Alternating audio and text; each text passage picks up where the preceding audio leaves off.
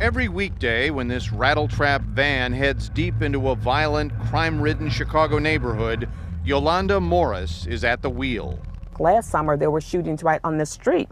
On this street? On this street, whereas we had to have our children actually lay on this sidewalk and just lay down until the shooting was over and then get them into the building. She's talking about the children she drives to summer camp at the new Mount Calvary Baptist Church. About 140 kids, from toddlers to teenagers, can find a 6-hour haven here during what are historically Chicago's bloodiest months. All they need is a chance in order to do something to get out of this neighborhood if they so wish to do so. There are arts and crafts here to go with calisthenics, reading, as well as arithmetic. How much is 30 plus 10?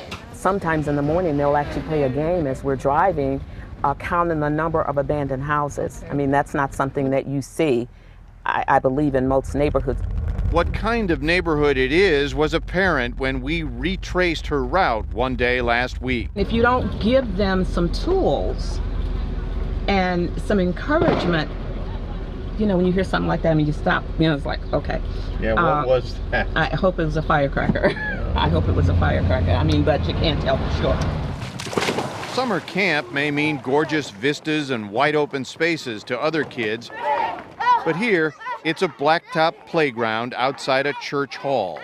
A city park a block away is too dangerous to visit. You mentioned some of these tragedies. I'm wondering if you ever go home at night and cry. Sometimes I cry here. Sometimes I do, yeah.